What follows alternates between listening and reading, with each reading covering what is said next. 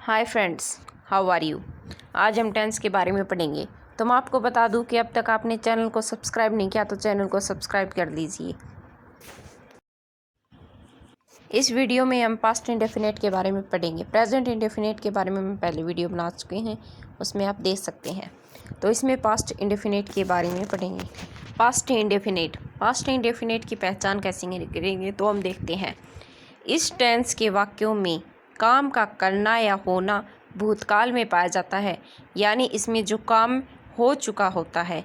ऐसे वाक्यों के अंत में आ, या, ई, ये, यो, ता, था, ते, थे, ती, थी आते हैं।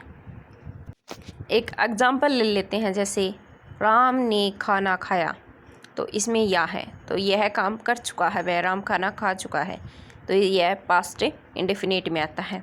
इसके पहचानने के रूल होते हैं सिंपल टेंस की। तो सबसे पहले जो पहला रूल होता है वो है था, थी, थे के लिए जब वे किसी काम से जुड़े होते हैं तो वाज अथवा वर का प्रयोग नहीं करते। रूल 2, एक वचन तथा बहुवचन दोनों में ही सब्जेक्ट के साथ वर्ब की सेकंड फॉर्म आती है।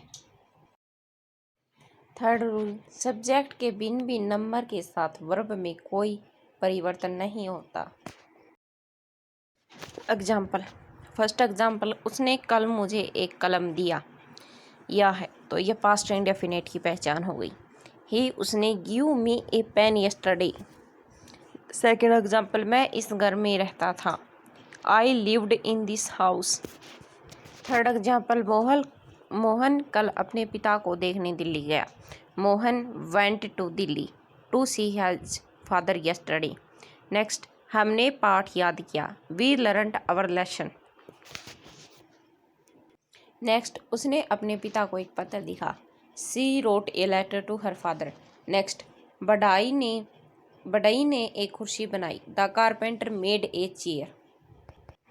इसमें हमने देखा कि सबसे पहले सब्जेक्ट, फिर वर्ब की सेकंड फॉर्म, फिर ऑब्जेक्ट आता है, और इसके अंदर सिंगुलर, सब्जेक्ट सिंगुलर या प्लूरल हो कोई फ़र्क नहीं पड़ता, वर्ब की सेकंड फॉर्म ही रहती है। अब आती है नेगेटिव सेंटेंसेस की बारी। तो पास्ट नेगेटिव इंडेफिनिट टेंस कैसे होते हैं। तो नेगेटिव टेंस में प्रत्येक सब्जेक्ट के बाद डिड नॉट लगाकर वर्ब की फर्स्ट फॉर्म को लगाया जाता है, क्योंकि इसमें हेल्पिंग वर्ब तो कोई है नहीं, इसलिए हम डिड को ही लेंगे। तो सबसे पहले सब्जेक्ट, फिर did not plus verb plus object, ऐसे आता है। सेकंड रूल, यदि वाक्य में कभी नहीं आया हो तो नेवर का प्रयोग करते हैं। नेवर के साथ डिड नॉट नहीं लगाते, केवल सेकंड फॉर्म ऑफ वर्ब लगाते हैं। अब हम कुछ एग्जाम्पल पढ़ेंगे, जैसे वह कल हॉकी नहीं खेला, यानी उसने कल हॉकी नहीं खेली, तो he did not play hockey yesterday. यहाँ पर डिड के बाद नोट लगाया है, बाद में प्ले, यानी प्ले यहाँ पे सेकंड फॉर्म होती है, लेकिन डिड लग गया ना, सेकंड फॉर्म पहले आ गया। सेकंड फॉर्म यहाँ पे पहले आ जाती है, क्योंकि डू की जो सेकंड फॉर्म होती है वो डिड होती है, तो सेकंड फॉर्म तो हम एक बार ही लगाएंगे, तो डिड नॉट हो प्ले हॉकी आएगा। लड़कों ने अपना पाठ याद, सेकंड, लड़कों ने अपना पाठ याद नहीं किया, the boy did not learn this there lesson, अपना पाठ याद नहीं किया, तो द बॉयज आ गया। डू की जो सेकंड फॉर्म होती है डिड नॉट आ गई, बाद में लर्न है उसकी फर्स्ट फॉर्म ही आएगी, देयर लेसन। नेक्स्ट, मैं कभी देर से नहीं आया, आई नेवर कम्प्लीट। अगर कभी नेवर लगा दिया तो हमें डिड नॉट की कोई ज़रूरत नहीं पड़ेगी, I never complete. Next, Sita ने मधुर गाना नहीं गाया, Sita did not sing a sweet song. यहाँ पे डिड नॉट आ गया तो सिंग की फर्स्ट फॉर्म आएगी। नेक्स्ट, तुम स्कूल नहीं गए, you did not go to school. अब हम इंटेरोगेटिव सेंटेंसेस के बारे में पढ़ेंगे, यानी जिसमें फर्स्टनवाचक चिन्ह ना जाए। तो इनको पहचानने के लिए फर्स्ट रूल, अगर वाक्य में क्या लगा हो तो डिड को कर्ता से पहले, यानी डिड को सब्जेक्ट से पहले लिखेंगे और बाद में फर्स्ट फॉर्म लिखेंगे, क्योंकि डू है, डू की जो सेकंड फॉर्म होती है वो डिड होती है, वो तो पहले ही आ चुकी, तो यहाँ पे वर्ब की हम फर्स्ट ही फॉर्म लिखेंगे। सेकंड रूल, अगर वाक्य के बीच में कब, क्यों, क्या, कहाँ, यानी व्हेन, वाई, व्हाट, वेयर आदि प्रश्नवाचक शब्द हो तो सबसे पहले इन्हें लिखेंगे, फिर डिड, फिर सब्जेक्ट, फिर वर्ब की फर्स्ट फॉर्म। थर्ड पॉइंट, कितना, कितने, या कौन सा, यानी हाउ मच, हाउ मैनी, विच के साथ उनसे संबंधित नाउन्स भी आते हैं, वो हम एग्जाम्पल में पढ़ लेंगे आगे। फोर्थ रूल, अगर वाक्य में कोई प्रश्नवाचक शब्द हु ही कर्ता का कार्य करता है तो पहले उसकी अंग्रेजी फिर सेकंड फॉर्म ऑफ वर्ब लगाते हैं। इंटरोगेटिव नेगेटिव वाक्य इंटरोगेटिव सेंटेंसों की तरह बनाए जाते हैं, केवल कर्ता के बाद नोट और लगा देते हैं, यानी सबसे पहले डिड, फिर सब्जेक्ट, फिर नोट, फिर ऑब्जेक्ट। और सेकंड रूल है वो है वाक्य के अंत में प्रश्नवाचक चिन्ह अवश्य लगाई। यदि हमने प्रश्नवाचक चिन्ह नहीं लगाया तो टेंस है वो गलत हो जाएगा। कुछ एग्जाम्पल पढ़ते हैं, जैसे फर्स्ट एग्जाम्पल है, क्या उसने किताब पढ़ी, did he read a book. तो यहाँ पे सबसे पहले जो हेल्पिंग वर्ब होती है यानी डिड वो आ गया, बाद में ही, फिर रीड की जो फर्स्ट फॉर्म है वो है ये रीड ए बुक। नेक्स्ट, क्या मैंने तुम्हें एक कलम दी, तो did I gave you a pen. तो यहाँ पे डिड है जो वो डू की सेकंड फॉर्म है तो वो पहले आ गई, बाद में आई, फिर गिव फर्स्ट ही फॉर्म आएगी क्योंकि जो सेकंड फॉर्म है वो पहले आ चुकी है डिड, और सब्जेक्ट से पहले यू ए पेन।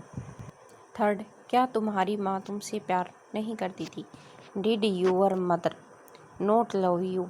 यहाँ पे जो डिड है वो पहले आ गया, फिर यूअर मदर, सब्जेक्ट के बाद में हमें नोट लगाना है तो नोट लव यू।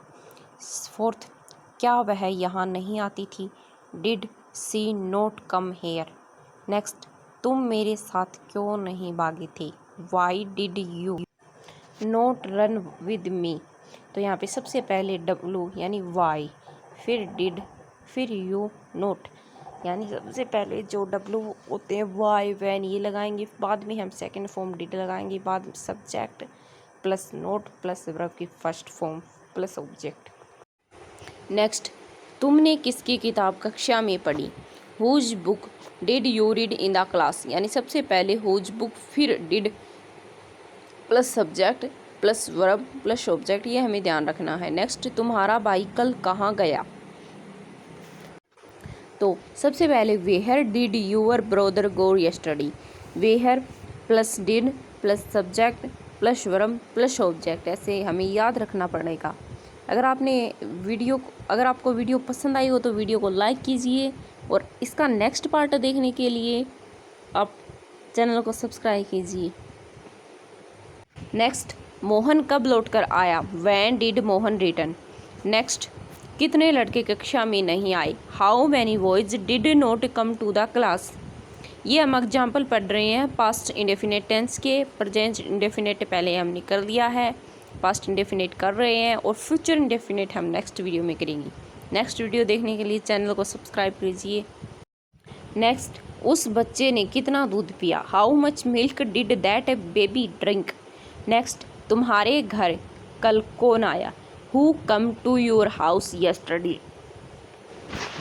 अगर आपको वीडियो पसंद आई हो तो वीडियो को लाइक कीजिए, ऐसी और वीडियो देखने के लिए चैनल को सब्सक्राइब कीजिए। Thank you for watching this video.